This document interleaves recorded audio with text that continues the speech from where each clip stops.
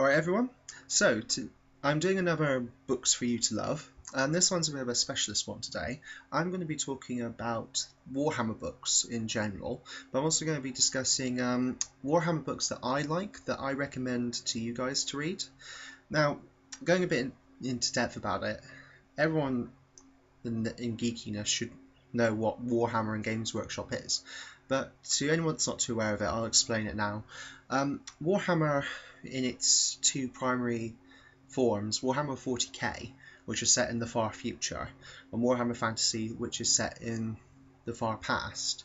They're a tabletop miniature game where two players, or perhaps even more, gather up from everything from a little small army to a massive, huge army, and they enter into battle with one another. Like I mentioned, there's two different versions. The future one, Warhammer 40k, takes place in the future with aliens and guns, as the human empire, the Imperium, is beset from all sides by aliens and traitors within, and threats that come from unexpected areas. And Warhammer Fantasy is set in the past with bows and spears, swords. It's about the human empires and the elfin empires and the dwarven empires and the other ones, all fighting one another and against the spiritual evil threats of the demon, the undead, etc. So, as you can imagine from these two different worlds, both which are Warhammer, along with the other small games, they've made a really popular third major game for Lord of the Rings, based on the books and certainly the film series, etc. As you can imagine, this is... Actually, let me roll that back a bit. Let me explain the fact that this is the biggest tabletop miniature game in the world. In a way, it's like Disney. It's far above its competition, and that there's a big gap between Games Workshop and the next biggest miniature wargaming thing. I think it's War Machines and Hordes at the second. I'm not entirely sure. If anyone knows what it is for sure, please do correct me. But as you can imagine, from being the biggest one, similar to Star Wars, similar to Star Trek, Lord of the Rings, it's developed a huge devoted fan base, and it's developed a huge detailed world and background. And because of that, Games Workshop set up a publishing arm, the Black Library, and they regularly publish about 2-3 books a month, stories about Warhammer, and since they started up many years ago now, they've published a huge back catalogue of fiction, and it can be a bit kind of, what do I read sort of thing when you first get into Warhammer. If you love reading, you find out about the Black Library's novels and everything. Some people really don't have that question, perhaps because they pick up books that are related to the armies they're playing, to give them some background and also just to be related to what they're playing with.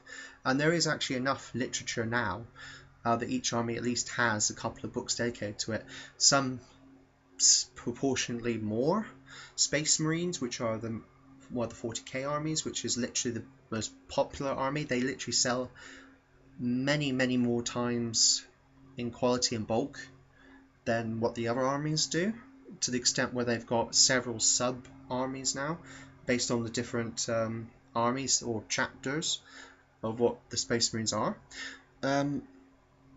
But there is a good guarantee that will be a couple of books at least based on what army you are playing. So here today I'm going to give you some recommendations of Warhammer books that I've read, and the ones I think that are really well written and that you should read. There are, unfortunately, what Games Workshop has tend to do now is it usually releases books based on armies that are getting new model releases or getting just updates. There is a thing where they will release a few books over the year which are just purposely well written stories, which are, you'd expect to find, but a substantial amount of them are really not worth your time. A lot of it's just plot. It just basically plots about following a protagonist against the Manerius force, which is the antagonist, and then defeating them. Some of it is just not really worth your time reading, but some of this stuff I'm going to show you is worth your time reading. So the first series I'm going to show you is the Cypress books. There's been about 8 novels in this series so far now. These are collections of the first 6 books in the series. And why should you read these? Well, not only is each book have a well-directed plot, and they all tie in together, and they do have characters that come and go and come back again, so you've got a really good collection of memorable characters in the series. It's perhaps one of the only books that I've seen a consistent amount of humour and self-parody against within Warhammer. I mentioned that a lot of stuff that Warhammer does tends to be written for releases at the time, and because of that, Warhammer tends to take itself too seriously. The entire nature of the universe is gothic, it's dark. In both worlds, the humans are losing and will eventually fail, and just be destroyed and killed, basically. And as much as that is what Warhammer is, some people all the time don't want to hear about that.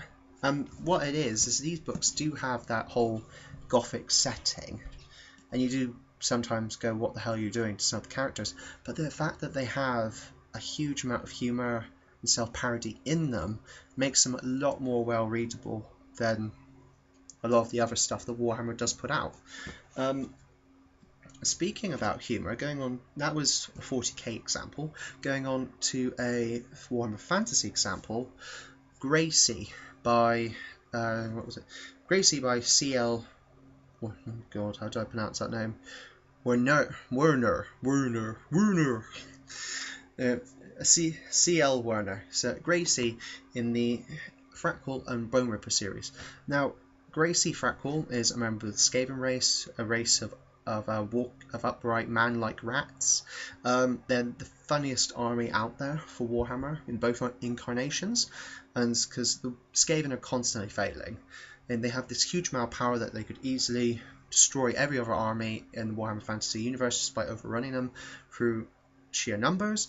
But the sheer fact that they keep backstabbing each other and creating plots that eventually blow up on each other is hilarious. And Gracie Frackle is the most backstabby, nefarious member of the entire breed. This book is a huge amount of humour, and it's not just what I really liked. The fact is, it's divided between parts that follow the Skaven and Frackle in general, and the parts that follow the humans.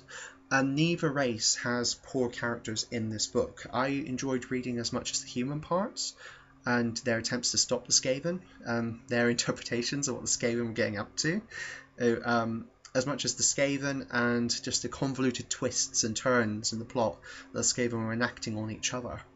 Like I said, it's a great, hilarious read, especially when you see all the when you hear the Skaven's thoughts through the writer about justifying their actions to themselves, despite the fact they keep doing 180 turns or even 360 turns in their thinking throughout the book.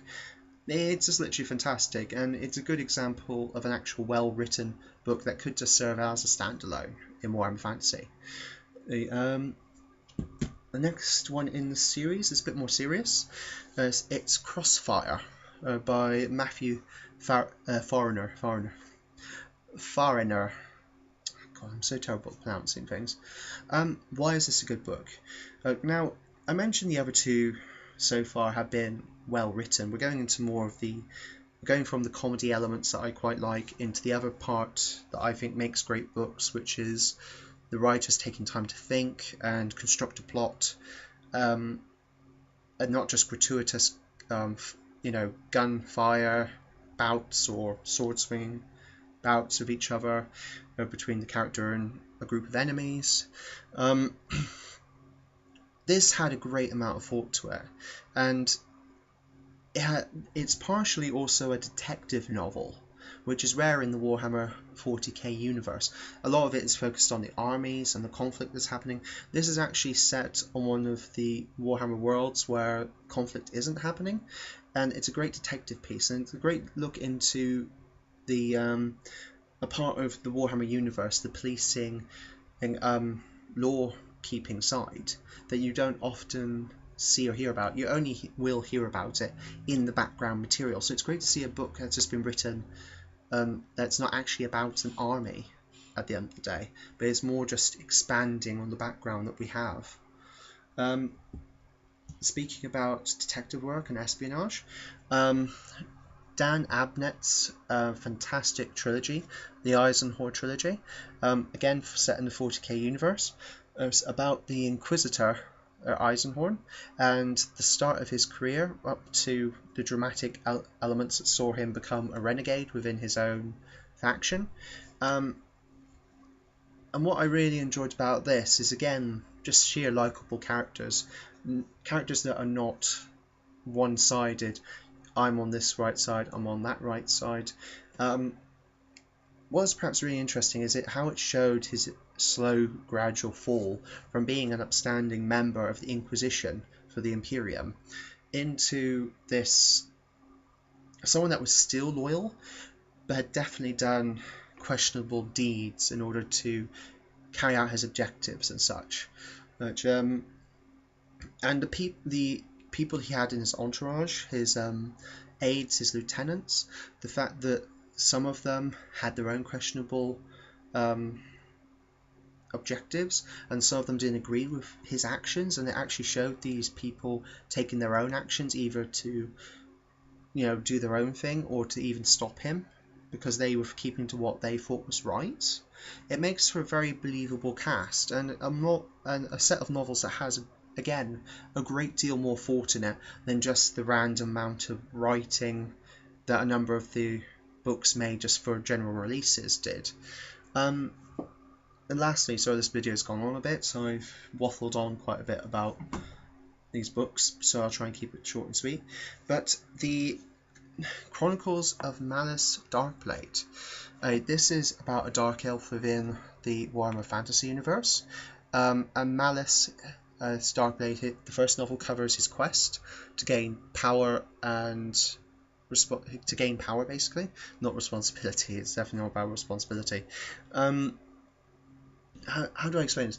Basically, the first novel, he is one of the Dark Elf nobles, but he's literally the bottom rung, and there's potential that he could get, get killed off. So in the first book, it chronicles his journey to gain power, and then the unfortunate consequences, the fact that the power he's seeking is not exactly what he's looking for. He gets consumed by a demon instead. And he then has to go on a quest, which covers the other novels, to find these magical artifacts in order to free him from the demon's curse and reclaim his soul, which has been stolen by the demon. And that alone could be the driving force of the plot, but it's really not. This book goes so into depth about the Dark Elf culture within Warhammer Fantasy, a great deal more than any other book has done so far. In a way, this isn't just a story about the Dark Elf Malice Darkblade, although it focuses on his actions. As he's doing all of these actions, which really are quite self-destructive, because most of his family, which are mostly all against him, get killed in various ways. He horrifically disrupts Dark Elf culture, all for himself. He's perhaps one of the most driven and powerful Dark Elves in their history.